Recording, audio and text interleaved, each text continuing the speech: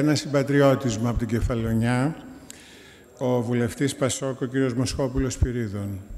Έχει το λόγο από του βήματος για 7 λεπτά, όπως και οι άλλοι συνάδελφοι.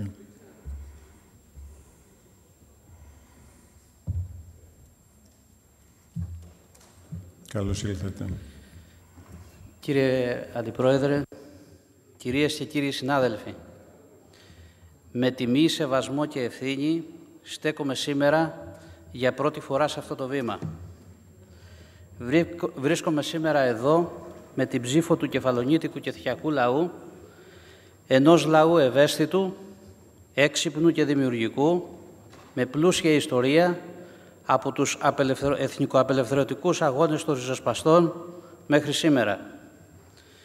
Ενός λαού που στην πρόσφατη κοινοβουλευτική ιστορία έχει αναδείξει άξιους εκπροσώπους και υπουργούς, όπως τον Αντώνη Τρίτσι, τον Γεράσιμο Αρσένη και τον Αλέκο Καλαφάτη. Νιώθω λοιπόν μεγάλη τιμή, αλλά και μεγάλη ευθύνη να είμαι σήμερα εδώ για να συνεχίσω το έργο τους. Θα προσπαθήσω με όλες μου τις δυνάμεις. Κυρίες και κύριοι συνάδελφοι, σήμερα ζούμε μια κρίση που δυστυχώς δεν είναι μόνο οικονομική. Αν την κοινωνία μας βάραινε μόνο αυτή η κρίση, τα πράγματα δεν θα ήταν τόσο άσχημα. Δυστυχώς, η κρίση αυτή διαπερνά τα πάντα. Είναι καθολική.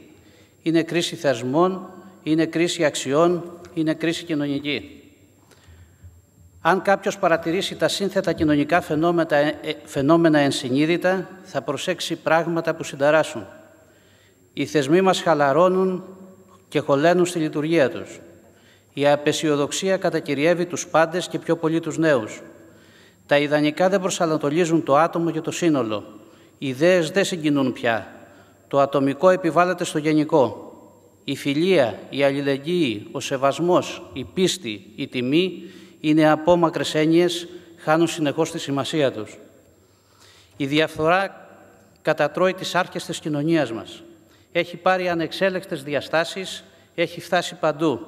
Μπαίνει παντού, δεν υπάρχει φραγμός. Η διαφθορά δεν είναι πια κάποιος ιός που χτυπάει κάποιες πόρτες. Είναι πανδημία, είναι βαριά κοινωνική ασθένεια. Η κρίση είναι λοιπόν γενική, δεν είναι μόνο οικονομική.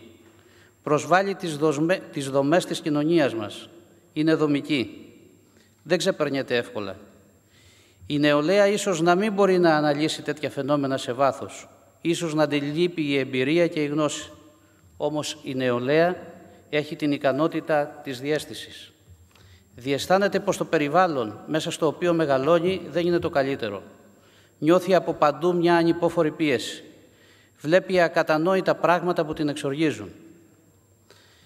Κυρίες και κύριοι συνάδελφοι, χρειάζεται μια ριζικά νέα πολιτική φιλοσοφία που θα ανατρέπει το κλίμα της στασιμότητας και σύψης που έχει διαποτίσει τα τελευταία χρόνια την ελληνική κοινωνία.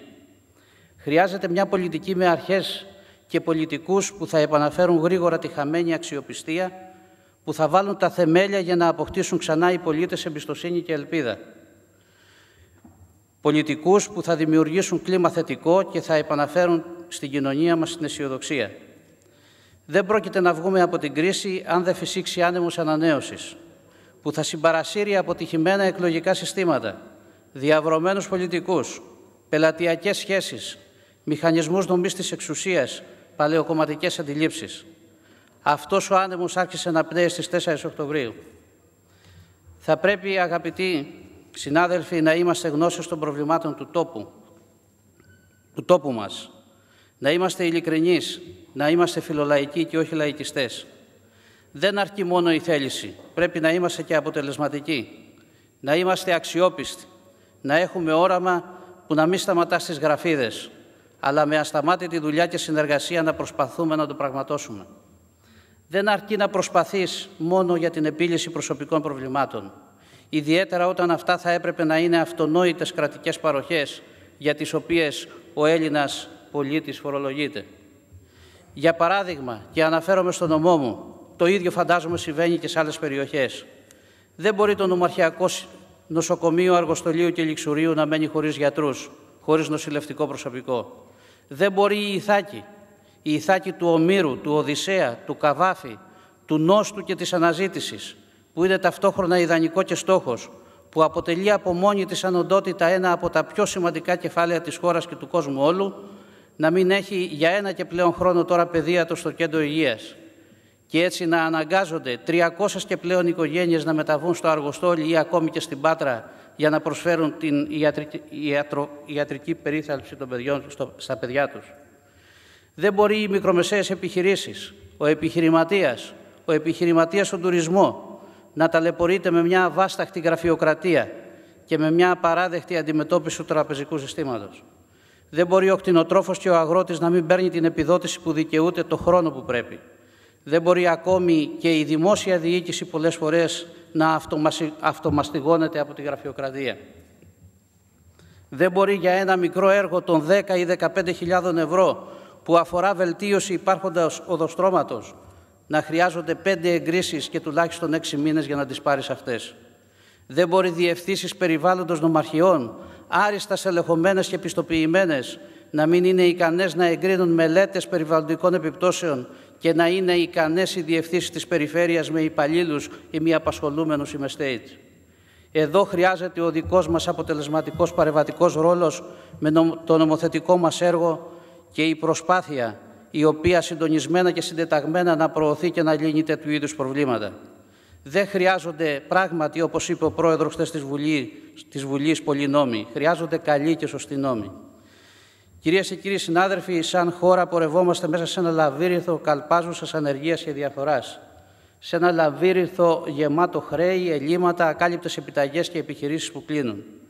Δεν μπορούμε λοιπόν μέσα σε αυτό το κλίμα, αντί να δίνουμε χρήματα στην αγορά για να μπορέσει να κινηθεί, να δίνουμε χρήματα σε άτομα και επιχειρήσεις που δεν τα έχουν ανάγκη και τα οποία αυτά τα χρήματα καταλήγουν πάλι στις τράπεζες.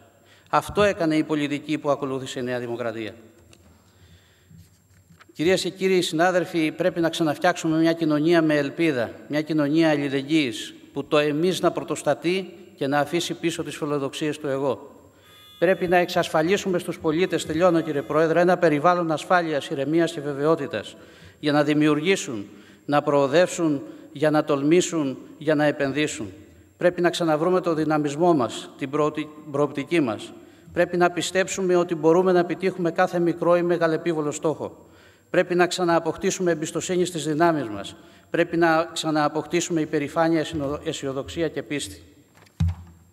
Κυρίες και κύριοι συνάδελφοι, σε μια δύσκολη και κρίσιμη στιγμή για τη χώρα μας, ο Γιώργος Παπανδρέου και το Πασόκ πήρε σαφή λαϊκή εντολή και ανέλαβε να ανατρέψει την κρίση, την κακομοιριά, την κατήφια, την απεσιοδοξία των τελευταίων χρόνων και να επαναφέρει στους πολίτες το χαμόγελο, την αισιοδοξία και την πίστη.